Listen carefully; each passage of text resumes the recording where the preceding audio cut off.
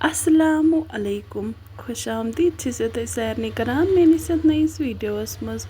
उम्मीद छस करान तुम सारी ٲسِو ठीक। आज बनाओ वस्ता हक तो ठूल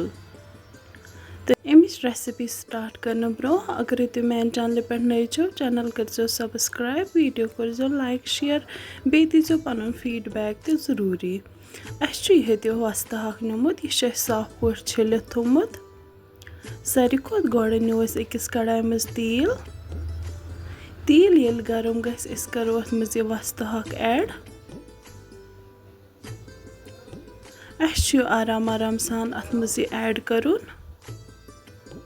यह गोड़ वारिया ज़्यादा बसान पत यह श्रुकित कम गसान करो अत मज यह नून गोड़े ऐड अम सत मॉइस्चर आब सह नीर सोरी नबर तुम हेको वुचित अस कोर यह अख नून चमच ऐड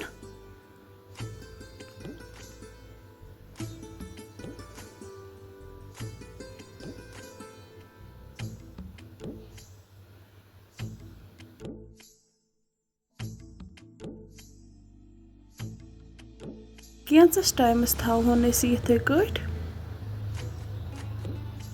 क्या टाइम पत तुम हेको वुचित अत द्राव यह आब नबर यह अमुक आब तो यह अथ मज तैयार गसान अत पेवान एक्स्ट्रा आब त्रावन जरूरत कहें ते वन थवन 2-4 मिनटन इथे कट 2-4 मिनट गो तुम हेको वुचित अत सोरे आब वन श्रप्यामुत अत वन वारिया कम मॉइस्चर वन करो अत मज यह क्या मसाल ऐड करो अत मज क्या बेसिक मसाल ऐड यह कर मरचुवांगन चमच 1-2 बदियान पाउडर 1 चमच लेदर 1 चमच तुम हेको लेदर यह स्किप कर सारी मसाल ऐड कर दिमो अत बे तलन योतान अत तेल साइडन पे यह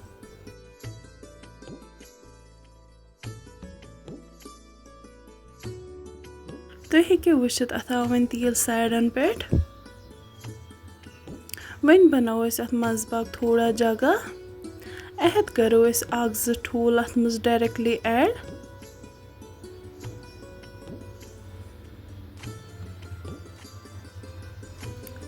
यम करोक अथ वस्ता हकस सत मिक्स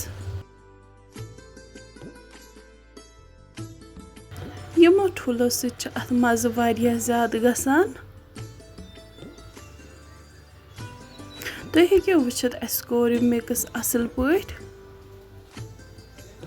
1-2 मिनटन दिमो अत बे अथ सती तलन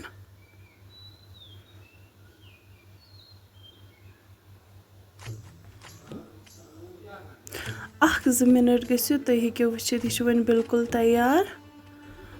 यह वारिया ज़्यादा मज़ेदार बनान मे उम्मीद तुम अजिच मेन रेसिपी पसंद आमत अगर तुम मोन वीडियो पसंद आव वीडियो कर लाइक शेयर कमेंट बे कर मेन चैनल ते सब्सक्राइब शुक्रिया।